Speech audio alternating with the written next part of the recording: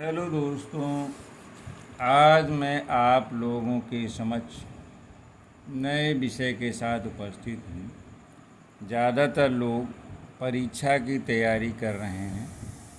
असफलता के बाद समाचारों में कभी कभी आत्महत्या की खबरें आ जाती हैं, जो कि उचित नहीं है।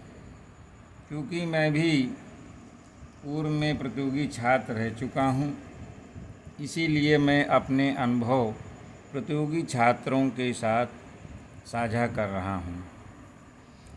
अब आते हैं कि प्रतियोगी परीक्षा की तैयारी कैसे की जाए या कैसे करें। दोस्तों, यदि आप भविष्य में प्रतियोगी परीक्षा की तैयारी करने जा रहे हैं या कर रहे हैं तो निम्न बातों का ध्यान रखें। पहली बात यह है दोस्तों कि छात्रों के लिए ज़रूरी है कि हाई स्कूल परीक्षा पास करने के बाद ही यह निर्णय कर लें कि किस क्षेत्र में नौकरी पाने की उनकी विशेष इच्छा है। इसके बाद यह जानकर निर्णय करें कि उस क्षेत्र में जाने पर कौन कौन से विषय पढ़ने पड़ते हैं और क्या उन विषयों को आप रुचि के अनुसार पढ़ सकते हैं। तीसरी बात यह है दोस्तों कि यदि यह निर्णय कर लेते हैं कि किन किन विषयों में आपकी रुचि है तो इसके बाद इंटरमीडिएट में अपनी रुचि के अनुसार कला, साइंस, कॉमर्स या किसी वर्ग में प्रवेश लेकर अध्ययन शुरू करें। सबसे कठिन दौर इंटरमीडिएट की परीक्षा उत्तीर्ण कर लेने के बाद आता है, जब आप उच्च शिक्षा के लिए विश्वविद्यालय में प्रवेश लेते हैं। यहाँ यदि परिवार में मार्गदर्शन करने वाले और अनुभवी लोग हैं तो उनकी सलाह अवश्य सुनें। जैसे कि माता पिता, उनसे बड़ा अभिभावक और मार्गदर्शक कोई नहीं हो सकता। नंबर 5 ये है कि जब आप स्नातक परीक्षा उत्तीर्ण कर लेते हैं यानी ग्रेजुएशन आपका हो जाता है तो लगभग ज़्यादातर परीक्षा में बैठने के योग्य हो जाते हैं, विशेष योग्यता रखने वाली परीक्षाएं को छोड़ करके। अब यदि आप प्रशासनिक परीक्षा एडमिनिस्ट्रेटिव जॉब की तैयारी करना चाहते हैं या कर रहे हैं तो निम्न बातों का ध्यान रखें। नंबर 1, यदि संभव हो तो आप घर से दूर ऐसी जगह का चुनाव करें जहां की प्रतियोगी परीक्षा का माहौल हो। वैसे आजकल छोटे शहरों में भी यह सुविधा मिल जाती है। आप अपनी आर्थिक स्थिति के अनुसार निर्णय कर सकते हैं।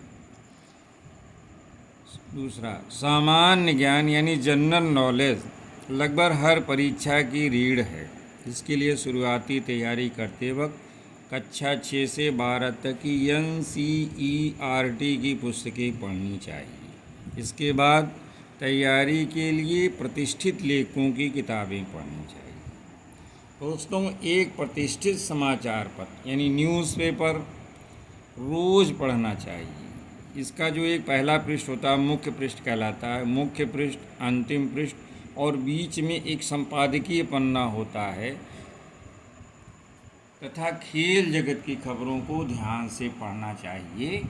हर माह एक अच्छी पत्रिका मंगाकर पढ़ें। संपादकीय पृष्ठ तो निश्चित रूप से आपको पढ़ना चाहिए। रात्रि के 9 बजे का जो समाचार आता है प्राइम टाइम चैनल पे, उसको बैठकर ध्यान से सुनें। पांचवी बात यह दोस्तों कि जो ऑप्शनल सब्जेक्ट प्रशासनिक परीक्षाओं में रखे जाते हैं उनका चुनाव अपनी रुचि के अनुसार करें। यानी जिससे आपने ग्रेजुएशन, पोस्ट ग्रेजुएशन किया है उसको रखें तो बहुत ही बेटर होगा। किसी अन्य की देखा देखी कर विषय का चुनाव घातक हो सकता है। छात्रों, सीनियर से मार्गदर्शन लेते रहें। हालांकि मेरा अपना अनुभव ये रहा है कि सीनियर फ्रस्ट्रेट लोग होते हैं, यानी समझिए निराश लोग होते हैं। वो सही सलाह नहीं देते, सोचते हैं कि आगे निकल जाएगा तो इसको क्यों सही बताएं, क्यों अथवा कि वो असफलता से स्वयं डिप्रेशन में रहते हैं। इससे सीनियर से सलाह लेना मेरा अपना मानना है, आप चाहे जिससे लें, उचित नहीं है। यदि कोई समकक्ष यानी जो आपके पैरेलल दोस्त है, आपसे जूनियर छात्र है और वो सफल हो रहा है, तो उससे सलाह लेना श्रेष्ठ रहेगा। तो छात्रों, यदि आपकी कोई हॉबी है, जैसे आदमी को खेलना कूदना, शाम को टहलना, टीवी देखना, पढ़ना, जो भी आपकी हॉबी है उसे कंटिन्यू रखें, यानी जारी रखें। ये जो मानसिक टेंशन परीक्षा के दौरान या परीक्षा के दौरान बनता है, तो उसको तनाव को कम करने में हेल्प करता है, यानी मदद करता है। नेक्स्ट, किसी भी विषय की कम से कम 2 एथेंटिक राइटरों की, यानी प्रामाणिक लेखकों की किताबें खरीदें और पढ़ें। किताबों का ढेर लगाने से आप दुविधा में पड़ सकते हैं। नेक्स्ट, जब आप नौकरी के लिए तैयारी करते हैं तो आपको आलोचकों का सामना करने के लिए तैयार रहना चाहिए। जैसे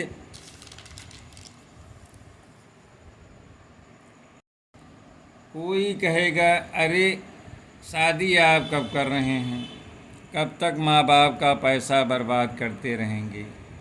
ऐसे लोगों को जब आप नौकरी पा जाएं या सफल हो जाएं, तो उनसे ज़रूर जाकर मिलें और खूब उनको जवाब दीजिए। उसके पहले मौन रखना ही बेहतर होगा।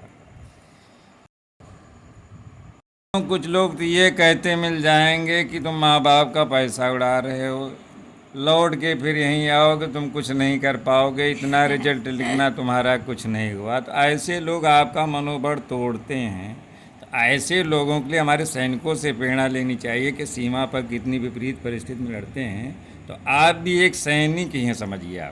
आपको समझिए विषय परिस्थितियों का सामना जो है करना पड़ेगा और करना चाहिए। नेक्स्ट, परीक्षा की तैयारी करते समय महत्वपूर्ण नहीं है कि आप कितना पढ़ते हैं, आपने पढ़कर कितना समझा, ये बहुत महत्वपूर्ण है। वैसे प्रतियोगी परीक्षा में समय तो पढ़ने में ज़्यादा देना पड़ेगा। हालांकि जो पत्रिकाओं में सफल लोगों के इंटरव्यू आते हैं, कुछ वो बढ़ा चढ़ा के बताते हैं, बस 10 घंटा 12 घंटा 20 घंटा पढ़ते हैं। ये सब मायने नहीं रखता दोस्तों। हर व्यक्ति की बौद्धिक क्षमता अलग होती है और अपनी बौद्धिक क्षमता के अनुसार कुछ कम समय में पढ़ के सफल होते हैं, कुछ बहुत ज़्यादा समय लेते हैं। तो उस पर आप बहुत ज़्यादा परेशान ना होइए। आप जो है कितना ग्रेस्प करते हैं, इस पर ध्यान दें। नेक्स्ट है दोस्तों, परीक्षा में अपनी लेखनी पर विशेष ध्यान दें। ये मेरी लेखनी है, तो ये स्वतः कि अब आप लोग देखें इस तरह से शब्दों में कुछ दूरी होनी चाहिए, जिससे कि आदमी जब मैं आपको अपनी बात समझा रहा हूँ तो इसमें आप मेरे स्पष्ट शब्दों को पढ़ सकते हैं। यानी परीक्षा में अपनी लेखनी पर विशेष ध्यान दें। अच्छी लेखनी से जो एग्जामिनर यानी परीक्षक होता है वो प्रभावित होता है। इसके लिए ज़रूरी है कि रोज़ यानी डेली परीक्षा शुरू होने तक 4-5 पृष्ठ रोज़ लिखते रहें। नेक्स्ट, प्रश्नों को क्रमबद्ध तरीके से हल करें। जैसे 1 से लेकर 10 क्वेश्चन हैं, कई पार्ट हैं, तो अगर क्रमबद्ध तरीके से करते हैं तो ज़्यादा अच्छा रहेगा, मेरा अपना मानना है। और जब सभी प्रश्न हल करना है तो उछल कूद कर प्रश्न हल करने की से कोई फ़ायदा होने वाला नहीं है। नेक्स्ट, कम से कम पिछले 5 वर्षों का के अंदर आए हुए प्रश्नों की प्रकृति समझें, यानी किस तरह के क्वेश्चन आते हैं उनका नेचर समझें, और टाइम पीरियड यानी समय सीमा में लिखने का प्रयास करें।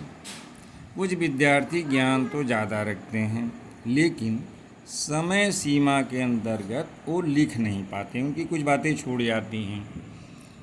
नेक्स्ट, प्रतियोगी परीक्षा में शब्द सीमा का ध्यान रखें, यानी जो वर्ड लिमिट होती है इसका विशेष ध्यान रखना है। यदि आप शब्द सीमा से ज़्यादा लिखते हैं तो नंबर कम हो जाएंगे। नेक्स्ट, लक्ष्य से भटके नहीं। यदि असफलता हाथ लगती है तो कोई बात नहीं, याद रखिए आपका जीवन अनमोल है, इसे स्वयं से समाप्त ना करें। मेरी बात याद रखें कि ईश्वर ने आपको किसी और अच्छे कार्य के लिए चुन रखा है, यानी आईएएस बीसीएस या प्रेस्टीज जॉब नहीं पाते तो आप ऐसा नहीं कि आपकी ज़िंदगी ख़त्म हो गई, आप उससे भी आगे देश का नेतृत्व कर सकते हैं, बहुत बड़े बड़े बिजनेसमैन बन सकते हैं, बहुत सी ऐसी चीज़ें हो सकती हैं कि जो पद पा गए उनसे भी आप निकल जाएंगे। इस तरह याद रखें कि ईश्वर ने आपको किसी और अच्छे कार्य के लिए चुन रखा है। और दूसरी बात लास्ट में आपको मैं समझाना चाहता हूँ, जो इंटरव्यू बोर्ड होता है, जो परीक्षा का अंतिम स्टेप होता है, प्री मेंस और लास्ट इंटरव्यू बोर्ड, जिसमें 4-5 लोग बैठते हैं और बड़े आपका चेक करके अब आपको नौकरी के लिए सेलेक्ट करते हैं। नंबरों का खेल रहता है, 1 नंबर पे सिलेक्शन, बाकी आप घर बैठ गए। तो साक्षात्कार बोर्ड में 4-5 लोग बैठ करके आपकी ज़िंदगी का डिसीजन नहीं कर सकते। सबसे बड़ा ईश्वर है, उसके निर्णय को स्वीकार कर ज़िंदगी में आगे बढ़ें। दोस्तों, छात्रों, आप सफलता प्राप्त करें, मेरी ऐसी शुभकामना है। धन्यवाद। दोस्तों, अगर ये मेरा वीडियो या मेरे द्वारा व्यक्त किए गए विचार आपको अच्छे लगते हैं तो इसी तरह से मेरे वीडियो को लाइक करें, कमेंट करें, सब्सक्राइब करें। जो भी कमियां हों, हर व्यक्ति अपूर्ण रहता है, प्रतिदिन सीखना है, डेली आदमी सीखता है। तो आपके कमेंट्स और मुझे प्रेरणा देंगे कि अच्छा लगता है तो आगे भी मैं आप लोगों का मार्गदर्शन करना। मेरा ये मत रहा है कि हर व्यक्ति की अपनी टैलेंट अलग अलग होती है, तो वो बच्चे जो हैं इसका लाभ उठाएं मेरे अनुभवों का। धन्यवाद।